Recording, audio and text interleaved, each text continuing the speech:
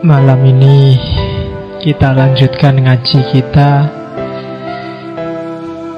Kita sudah sampai pada fase ketika para sufi juga berfilsafat.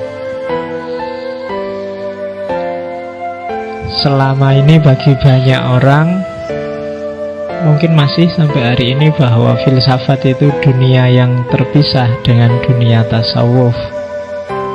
Kalau sufi pakai hati, kalau tasawuf pakai akal, kan biasanya orang gitu. Kalau fikih pakai nas, pakai teks. Yang satu bayani, yang satu burhani, yang satu irfani. Tapi nanti di para tasawuf falsafi ini, para sufi yang juga para ahli filsafat,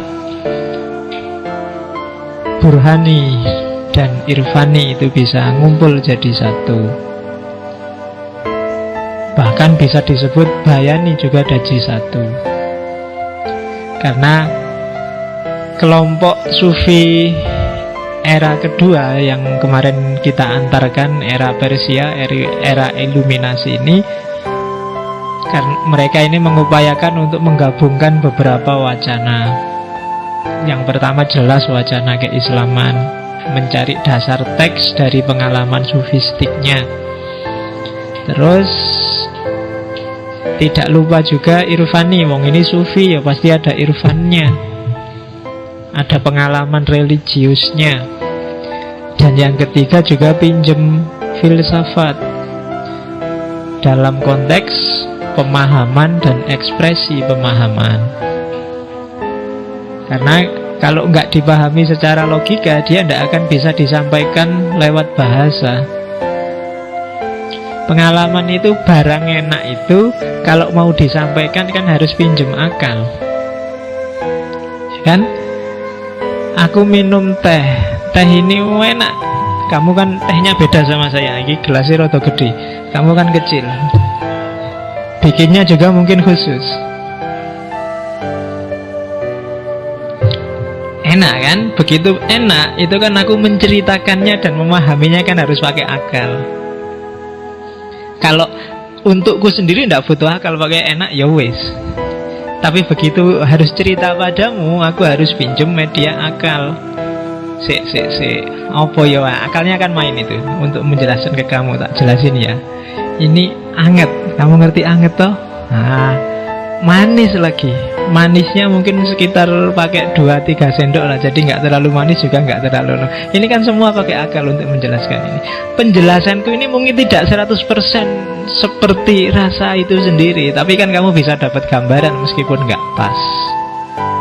Dan ini yang dilakukan oleh para sufi. Kayak kamu cerita pada temenmu yang belum punya pacar sementara kamu punya pacar, itu kan yo rada dawa jelasin ini. Gini loh enaknya punya pacar itu. Iya yo. Jadi perasaanmu meluap-luap, wah kayak berbunga-bunga. Wah, berbunga-bunga itu apa? Terus pokoknya hidup jadi ceria aja kan gitu. Atau kalau kamu patah hati ditinggal pacarmu, itu kan ceritanya gimana sih kamu kok bisa sumpah kayak itu? Hatiku sakit, sakitnya itu gitu loh di sini. Itu kan pinjem sampai muncul istilah sakitnya itu di sini, itu kan pakai akal kan, pakai bahasa. Kok bisa sakitnya di sini? Kok nggak di sini?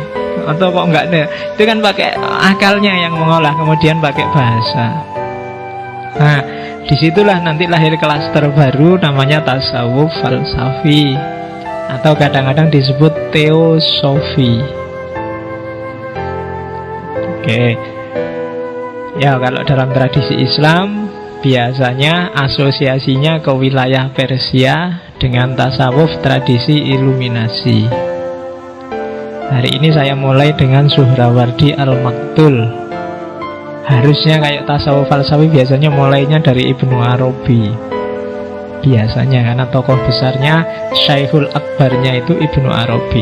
Tapi mungkin Ibnu Arabi untuk minggu depan aja. Karena yang benar-benar disebut tasawuf iluminasi itu adanya di Suhrawardi Al-Maktul. Oke. Bismillah kita mulai ya orang ini. Saya agak harus pelan-pelan. Mungkin ada beberapa yang harus saya potong ajaran-ajarannya Surawardi biar kamu nggak kacau.